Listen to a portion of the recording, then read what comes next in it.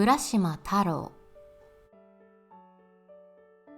昔々、浦島太郎という男の人がいました。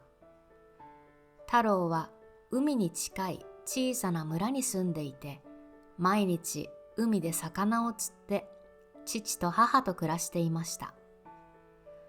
ある日、太郎は海から帰る途中で子供たちがたくさん集まっているのを見ました。子供たちは小さな亀をいじめていました。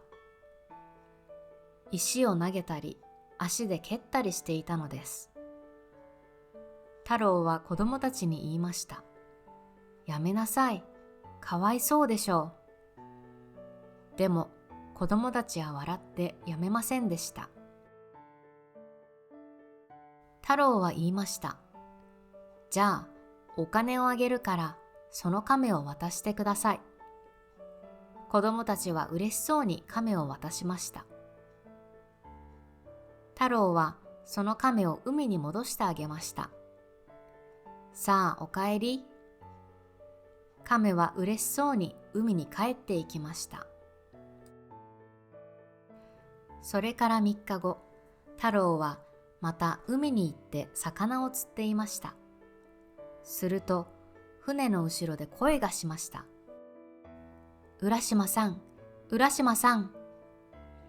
太郎が後ろを見ると、そこに大きな亀がいました。その亀は言いました。私はこの前助けてもらった亀です。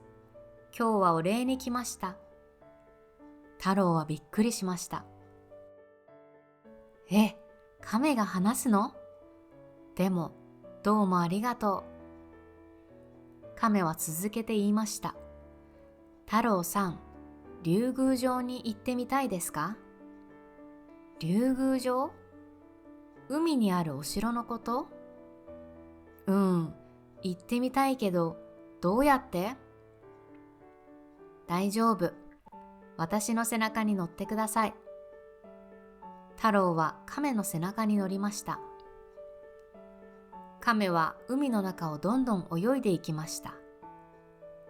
海の中をしばらく行くと、前に大きな門が見えました。ここが竜宮城です。亀はそう言って門を開けて太郎を中に入れました。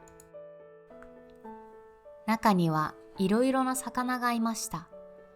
そしてきれいな女の人が来ました。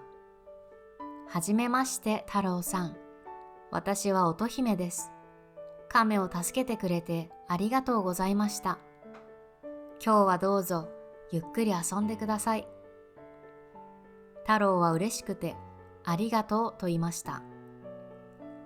乙姫と一緒に大きな部屋に入るとごちそうがたくさんありました。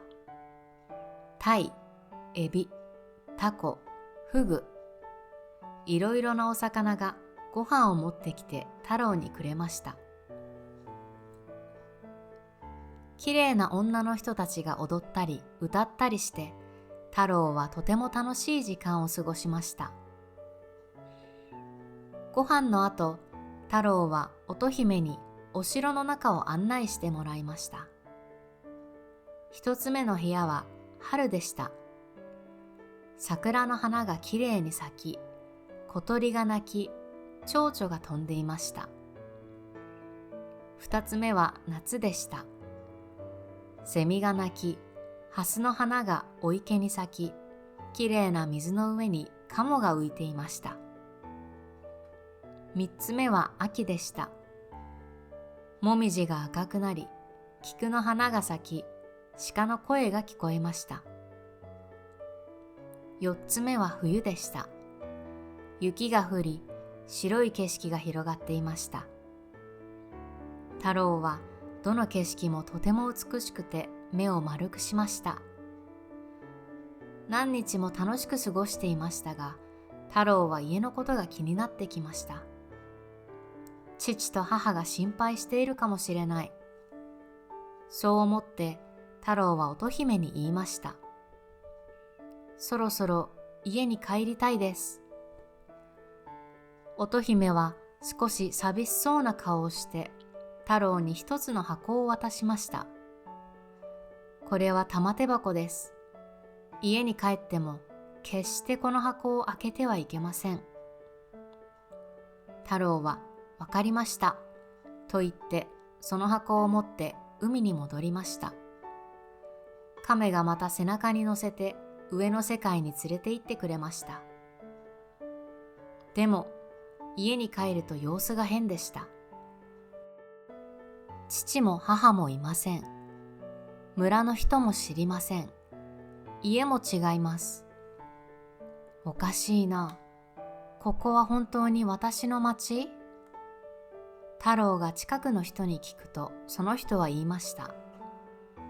浦島太郎。その人は昔の人ですよ。何百年も前の人です。太郎はとても驚きました。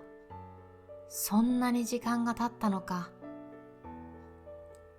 怖くなった太郎はあの箱を開けてしまいました。すると白い煙が出てきて、太郎の髪は白くなり、顔にシワが出て、体がおじいさんになってしまいました。太郎は寂しく海を見ながら言いました。亀を助けてよかった。でもちょっと寂しいな。そして太郎は白い雲を見ながら静かに目を閉じました。